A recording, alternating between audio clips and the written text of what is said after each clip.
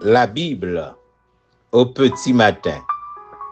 Simon-Pierre, serviteur et apôtre de Jésus-Christ, à ceux qui ont reçu en partage une foi du même prix que la nôtre, par la justice de notre Dieu et du Sauveur Jésus-Christ, que la grâce et la paix vous soient multipliées par la connaissance des dieux et de Jésus notre Seigneur. Comme sa divine puissance nous a donné tout ce qui contribue à la vie et à la piété, au moyen de la connaissance de celui qui nous a appelés par sa propre gloire et par sa vertu, lesquels nous assurent de sa part les plus grandes et les plus précieuses promesses, afin que par elles vous deveniez participants de la nature divine, en fuyant la corruption qui existe dans le monde par la convoitise.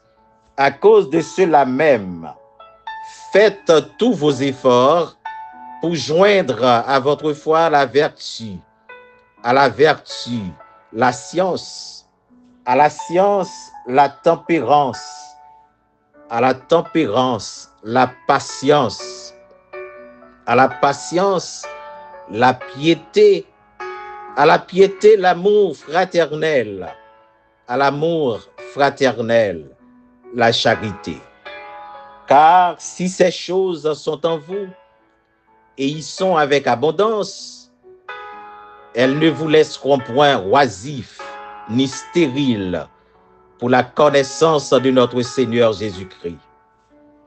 Mais celui en qui ces choses ne sont pas est aveugle.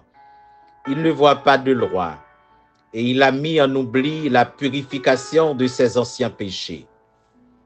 C'est pourquoi, frères, appliquez-vous d'autant plus à affermir votre vocation et votre élection, car en faisant cela, vous ne broncherez jamais.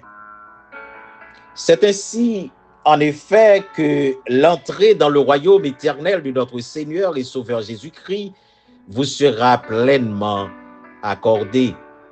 Voilà pourquoi je prendrai soin de vous rappeler ces choses, bien que vous les sachiez et que vous soyez affermis dans la vérité présente.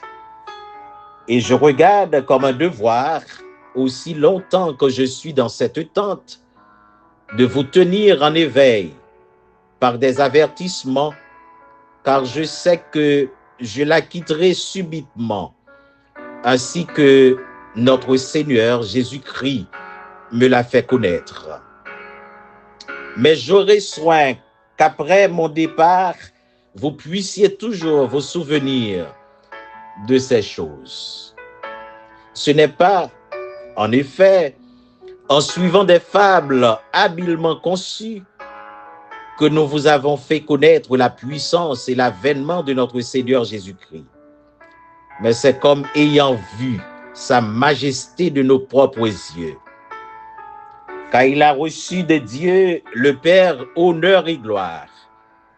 Quand la gloire magnifique lui fit entendre une voix qui disait « Celui-ci est mon Fils bien-aimé, en qui j'ai mis toute mon affection. » Et nous avons entendu cette voix venant du ciel, lorsque nous étions avec lui sur la sainte montagne.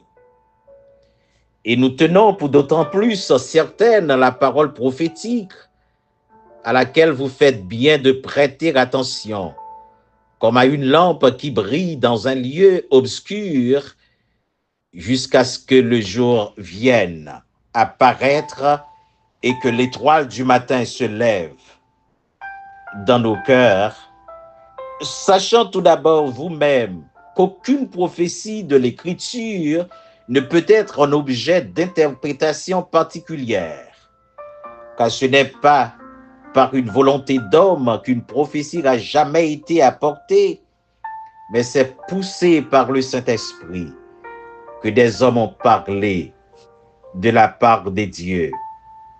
Amen. Amen.